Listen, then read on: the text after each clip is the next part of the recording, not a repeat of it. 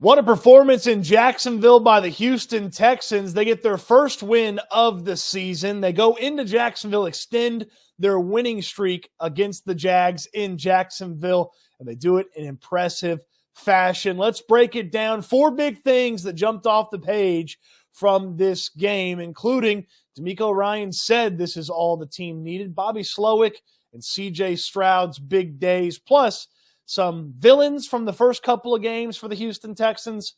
Well, they were heroes and maybe unsung heroes here in this matchup against Jacksonville. We'll get to all that and more on the channel today. Appreciate you tuning in. Would love a thumbs up on the video and subscribe to the channel if you haven't already. Plus, check out Houston Football, where I do all my writing about the Houston Texans. There's a link in the description down below, or you can check it out at www.houfootball.com.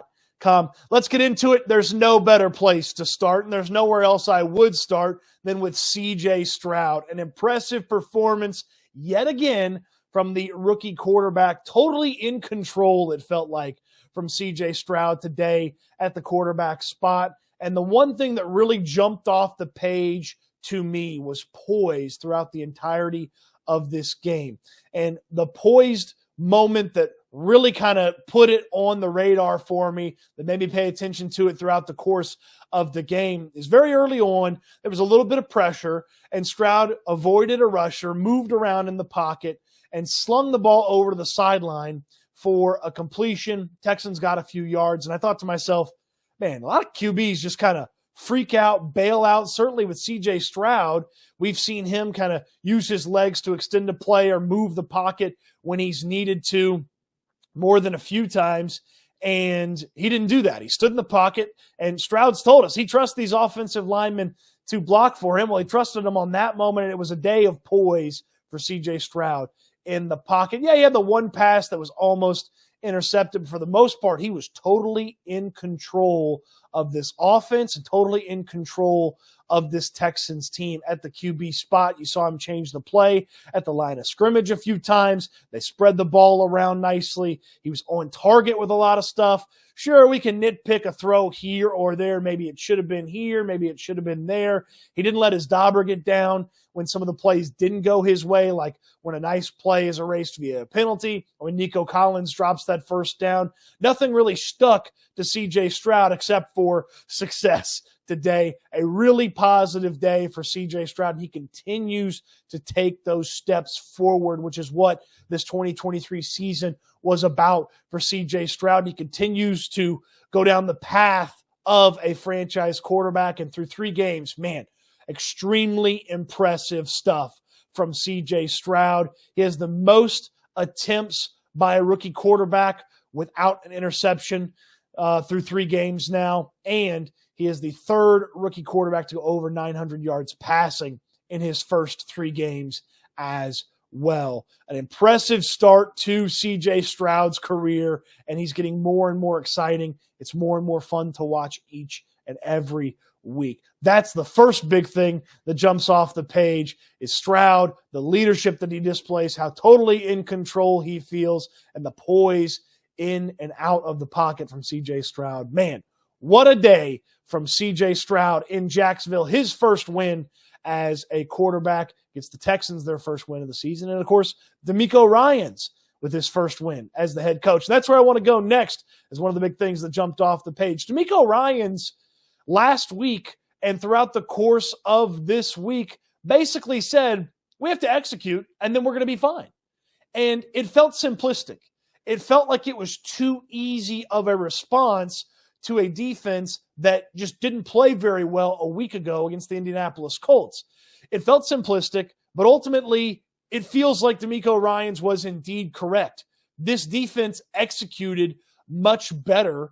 It was more of a sure tackling defense. It didn't make as many mental mistakes. Sure, you had a break here or there. Think about Christian Kirk going wide open into the end zone, but the tackling was better. The run fits from the linebackers were better. Guys were more aggressive. Jimmy Ward's return certainly played a big factor in that. He was out there thumping people. Blake Cashman is healthy, playing a little bit more because Denzel Perryman is out. Cashman reads Trevor Lawrence like a book and has that interception.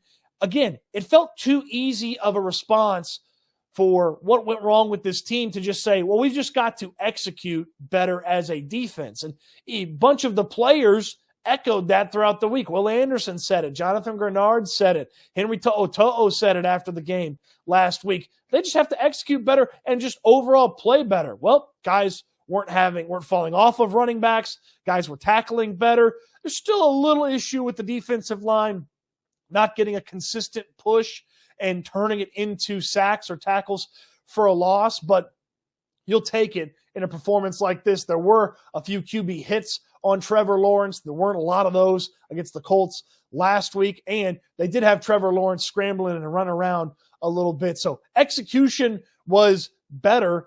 Again, thought it was too simplistic, but DeMeco Ryans and his coaching staff might have been on to something, and credit to DeMeco Ryans and the coaching staff as a whole. You have a banged-up team going on the road, coming off of 2 losses, and you're missing Laramie Tunsil, who you thought you were going to get back. You lose one of your best defensive players in the middle of the week to injury in Derek Stingley, and you go in there and you handle your business in not even a really dramatic way because the Texans started to take care of business, make some big plays. The Jaguars were playing catch-up the rest of the way, and by the way, the Texans were the better coached team on Sunday. They were coached better than the Jaguars. You saw the sloppiness from Jacksonville affect them a ton. It cost them quite a bit. And from the Texans' standpoint, it felt like they were able to overcome some of their mistakes. And in large part, that's a big credit to DeMeco Ryans and his coaching staff. Speaking of the coaching staff, hey, Bobby Slowick, good to see you. Beautiful Bobby Slowick, as he takes care of business. A nod to beautiful Bobby Eaton for you wrestling fans out there. Well, everything looked a lot better from the offensive standpoint. C.J. Stroud executes it really well, but you think about some of the plays where Bobby Slowick trusted this team. I talked about the trust to throw the ball in the second half, even when you had the big lead. That's not easy for offensive coordinators to do. And while they were committed to the rushing attack, they didn't overcommit to the rushing attack. They let those hard yards that Dameon Pierce was fighting for and Devin Singletary was fighting for, they let that sort of speak and set the tone, and they didn't just really force the rushing attack when this offensive line has had some issues getting a push here or there from that standpoint. Overall, they still need to run the football better, but the overall design of some of these plays, the play calling, when Bobby Slowick went to this or went to that, those were big moments in the growth of the young offensive coordinator. DeMeco Ryans, really important to this team. Bobby Slowick as the top offensive mind in the building is super important. You saw him get Tank Dell involved quite a bit, getting Dell deep down the middle on that big early play. It set the tone for how the Texans were going to go about business, and the keep it in the air conversation with the wide receivers last week, it certainly felt like Bobby Slowick was willing to keep it in the air a lot more and trust that passing attack led by C.J. Stroud. And heck, even trusted him to throw the ball late in the first half when they were trying to sneak that field goal in, sneak some more points on the board. He trusted him to throw it, get down, use that timeout, and get that field goal as well. Great job to get points right there before the half by the Texans as well. Just a really solid offensive coordinator performance and offensive performance from Bobby Slowick, who had been a person who deservedly so had caught a lot of criticism through the first couple of weeks of the season. Speaking of catching criticism through the first couple of weeks, this offensive line played their tails off on Sunday. No sacks, a handful of QB hits. C.J. Stroud wasn't running for his life. Sure, they could get a little bit more push on the rushing attack, but when you are the offensive line that has allowed the most sacks through the first 2 weeks of the NFL season, and you go to Jacksonville that has better edge rushers, in my opinion, than what the Indianapolis Colts had coming off the edge last week, when you go to Jacksonville and you hold up against that defense, those edge rushers, and some of the stuff that was thrown at them to the way that the offensive line did, that's a really impressive performance. I said it earlier, those guys were kind of the villains through the first couple of weeks.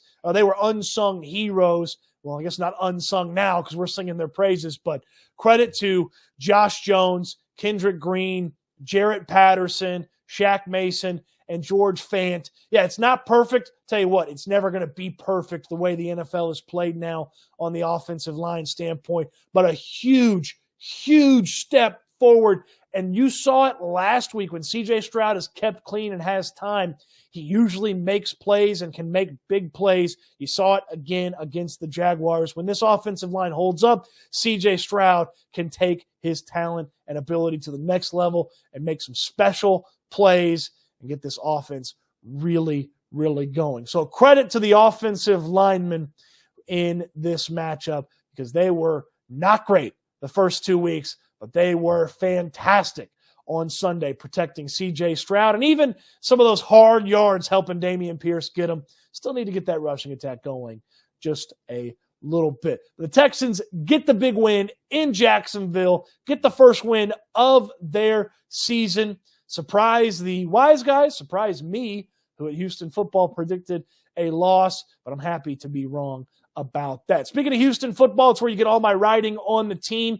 It always has free content, just $7 a month to get you subscribed to everything that you would need from Houston Football. It's where all my writing is on the Houston Texans. The link's in the description down below. Appreciate you watching the video. Plenty more fun things to come on the channel covering this Texans team, and certainly more to come out of the win against the Jacksonville Jaguars. Would hope that you'd subscribe and tune in next time. Can't wait till we talk Texans again soon.